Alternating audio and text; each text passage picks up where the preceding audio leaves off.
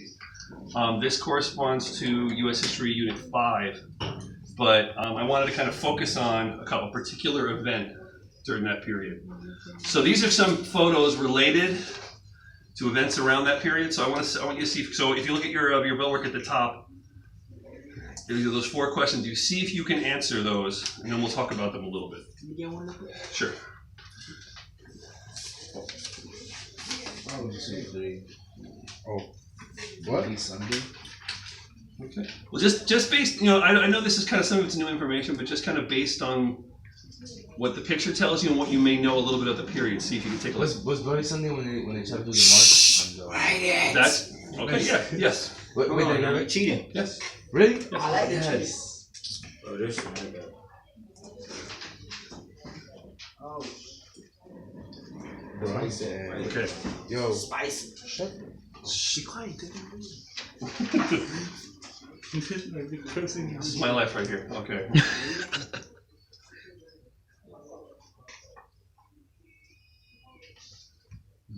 So then we have in B, we have a mugshot of somebody. And then we have here, we can see a group us going head to head against a bunch of policemen in riot gear. And then there's, if you need to get up and look at D, it's super important you look at that one. I think that one's kind of Everybody asks special. who's that in the photo. One of the, they said Martin Luther King for this one. Wait, who is that though? I don't know. What's the bridge called where they got tear gas and beat up? Oh, We're gonna come down. We're gonna come around to that in a Plus little a bit. guess. you talking too much. That's right, yo. Chris, if you read down there at the bottom, you can find that. Oh, okay. At the bottom where it says Selma to Birmingham. Someone to Birmingham. Take a shot at it. Like I said, this is just kind of seeing where you're at and kind of get your brain going a little bit, and we'll talk about what's going on. I got it. Say it in your head.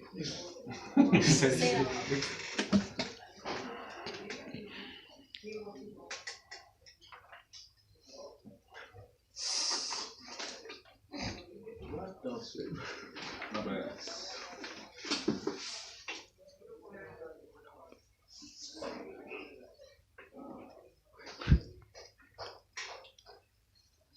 Okay, how we doing? Wonderful. All right, good, Taylor. So Taylor, can you see that last photo? Can you see the one at the bottom? I'll bring it around closer. Everybody needs to see D a little closer.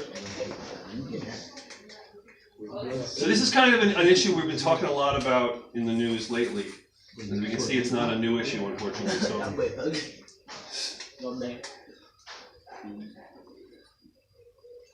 Put my shit sloppy, just in case somebody try to read, can't read That it. is the police chief of Birmingham, Alabama in the early 1960s. He's still alive. No, he is not. No, he dead, y'all. His name was Bull Connor. We're going to talk about that in a little bit. What time? Does anyone need to see that bottom picture a little This bit? photo was taken. I want you to. Hey, I need to answer. Well, think about what's going on. What do you see in the picture? You see people, you see policemen, and what's going on with those policemen? Oh, yeah. They're walking. Yeah. They're beating the other people. Yeah. 18. Okay. For 1960. So it's called Bloody Sunday, right? Oh, No, it's called Purple Sunday. Oh, yeah? All right, Sarah, how we doing? Are we ready to discuss a little bit, you think? All right. I feel like I'm in I love you, science bro. class. Much love, Chris. Much love. So what do we know about that period in, down south and out, or, much a little north of us, but Alabama and Mississippi in the early 1960s? What was it like They're racist. for African American people? So racism, yes. What? Horrible. Horrible. Good. Okay. What else do we know? wait, I need Okay. Which one do you need to see? Wait, let me see the photo. Which is one? This one, right? Oh, yeah. Riots. Please. Okay. His name isn't on there. It is not. He did not put his name on there, but it's one of the choices. It's John Lewis. I put riots in, man. Okay, good. Oh, come Oh my god, I'm too nice at this. All right, bro. all right, y'all, come on, stick with us. Okay, so on. we know about that. So race was a problem.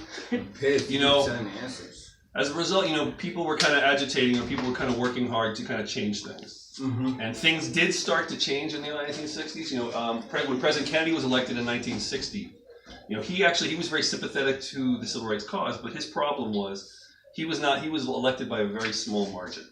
He was only he beat Richard Nixon by only a couple 100,000 votes. He didn't have a real consensus. He didn't have the real, a supermajority to work with. Right. So he had to kind of be nice to those Southern Democrats, those senators and congressmen from the southern states that favored segregation. So he had to kind of appease them. So he had to kind of go really slow about civil rights legislation. And then what happened in 1963? What happened to President Kennedy? Died how? Shot. He was shot in he was shot in Dallas. Yeah, And who became president after him? The vice president. Whose name was? Do you remember? Wait, what Big tall guy from Texas. Nixon. Not quite, but when it was in between. I mean, Nixon came after this guy. Oh, my bad. My bad. This is Lyndon Johnson, who was previously a U.S. senator from Texas, and he was the leader of the Senate. And then he became the president in 1963 when President Kennedy died. And he kind of had a lot of influence in Congress, and he used his influence, and he used the fact that President Kennedy would have wanted it this way to influence people to vote for what now is known as the Civil Rights Act of 1964. So in the Civil Rights Act of 1964, it was prohibited discrimination in education, housing, and employment, and gave the federal government the power to enforce those protections for minorities. Because previously, the federal government couldn't really make the southern states do what they wanted. He couldn't make them, give people their rights. But the Civil Rights Act of 1964 allowed the government to do that, to enforce segregation, and to enforce fair housing practices, to enforce fair employment practices. In the following year, and this is where our story begins, President Johnson was able to pass the Voting Rights Act of 1965. The Voting Rights Act of 1965 the idea was to make it easier for African Americans to register to vote and to participate in our political system. Up until then, it's one of the southern states, they had a little trick they used to call a poll tax. And what they would charge you money. Usually they only charge the African Americans when they come to vote. They would charge them money to vote. And they called it a tax. But what it was meant to discourage African Americans from showing up at the polls. Because a lot of them didn't have the money. And exactly, they generally tend to be economically disadvantaged and had a hard time. It's basically keeping them in a controlled. Exactly, it was a control. Exactly, controlled. That's exactly right. So at the time of when our heroes arrived in Alabama to kind of trying to help more black people register, only 10% of the voters in the county around Selma were registered to vote. And they wanted to push force a voting drive, and the police were actively trying to stop them from doing so. So here we go. Here our story begins. So that man in the photo, the mugshot we see there, with the Jackson, Mississippi, that was Mr. John Lewis. Actually, let him say it.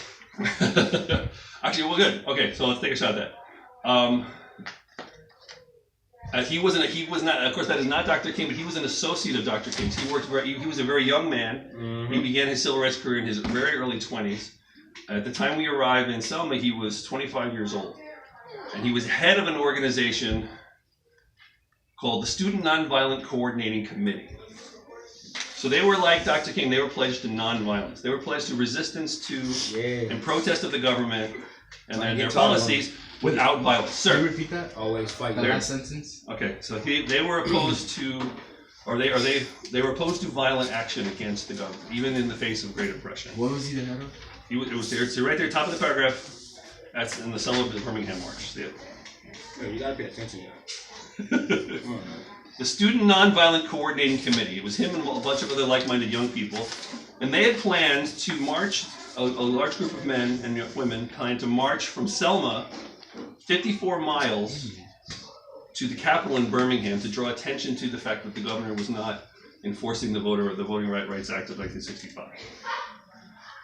As they were preparing to cross the Edmund Pettus Bridge, which leads out of Selma and onto the freeway heading towards Birmingham, they met a line of policemen with sticks in riot gear. I hated that part. I saw it in Selma. Yes, exactly. Except that they last a couple years ago they made a film about it. So sad, so sad. Then the tear gas started flying and the nightsticks came out. Mr. Lewis was thrown to the ground, and you can see. He was beat. This is actually this photo right here. We see at the bottom. That man falling down with the trench coat right there, falling to the ground. That's him. That's Mr. Lewis being struck in the ribs by a policeman. There he is. There, he and his friends. You can see they're unarmed. They are peaceful. And the police approaching them in their full riot gear. He was taken. He and many of his friends were taken to jail. They spent several days there, And in the interim, Dr. King arrived in Selma. Dr. King and the rest of his organization arrived, and they planned to redo the march. Yep. And Mr. Lewis, bruised and battered. Yes, sir. Was Mr. Lewis the head of the SNCC or Democratic Party of Alabama? Keep in mind that Southern Democrats at the time were mostly all segregationists. Okay, so that's not the. I'll give you that. So what? We talked about what organizing he was with. It's right there in the notes, buddy.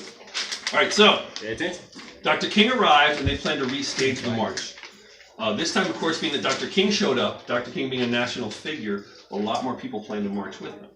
And as they set out, once again, towards the Edmund Pettus Bridge, there were the police again. Dr. King and the group, which included religious leaders from several different organizations, stopped and bowed their head in silent prayer. The police then gave way, but Dr. King and the other organizers suspected a trick, so they kind of fell back. They decided to call it off that day. So finally, on the third day, they actually began the march. They crossed the bridge, and then under police and National Guard escort, it took them 4 days. They marched the 54 miles to Birmingham and delivered their petition to the governor. Okay. So from here, I'm gonna show you a little video. This is a really great couple of discussion. We good? Okay. Couple of discussion questions about the video I want to talk about. So what effect did the presence of news cameras at the march have on support for SNCC's cause? What do you think the fact that people saw it on their television, sir? It allowed for the march to be recognized and the movement to be more popular with people who are struggling the same way. Not necessarily. So it inspired other African American people, maybe not other necessarily people, African Americans, but Latinos, Christians, poor, everybody. Sure. Okay. Well, what effect do you think maybe that had on white Americans who maybe didn't live in the South? What effect do you think it might have had on them? Mario, what do you think? What effect do you think that might have had on white people not living in the South at the time? What was the question? What effect would seeing the march on TV, seeing those policemen with their batons and the tear gas, what effect do you think that would have on white people who didn't live in the South? How would that make them feel? Bad. Okay, elaborate. Okay. Should never said it. No, you're good. You're good. That's true. That's absolutely true. This is like episode from The Office. They go in there, they unarmed, they armed. And exactly. then that's like a bad reflect on other white people. So it's a bad reflection of those people in the South. Yeah. Okay, good. So maybe it would change their opinion about. Maybe some people did. Maybe people just never knew. People never knew it. Some people probably did have that opinion, unfortunately. Well, what are those troublemakers who aren't? Okay. I got you. Second question, last question. Then we're going to move on to the exit ticket. Okay. How might the outcome have changed if the protesters had fought back against the police violently? If they had met violence with violence, how do you think that would have changed people's attitudes about the protesters? Maybe they would have turned up and not tried to kill us. They take their people. Tried to kill us. Maybe that's what they was doing. Oh, wait. Okay, so you're saying then the violence then escalates, maybe? Yeah, but sir, assuming somebody's gonna stop. Sure. Respectful. About what? How do you think that the people's impression of the march would have been different if the protesters had fought back against the police? Well, it wouldn't have really changed anything because the protest was trying to prove that they weren't just some animals. You know what I mean? Sure. Okay. If they would have fought back and they would have used violence against violence, it would have caused more violence and more hate. Okay. And how do you think that would have made people think about it? That they were just reckless, Okay. Well, maybe prove their point. Let's see. Yeah, exactly. Like Things like that. All right. Good. All right. Thanks, guys. So I hope you enjoyed that, though. This is Miss John Lewis. He later became a congressman from Atlanta. Most recently, he kind of came to this public spotlight because he boycotted the President Trump's inauguration. He thought it was beneath him and beneath the office of the President of the United States to go to the inauguration. And President Trump, of course, being him, shot back on Twitter about John Lewis is a do-nothing congressman from a dilapidated district, and he needs to worry about his own problems. You should have recorded that personal opinion. Okay, so but I hope just think about last thing I want to leave you with before we do the exit ticket.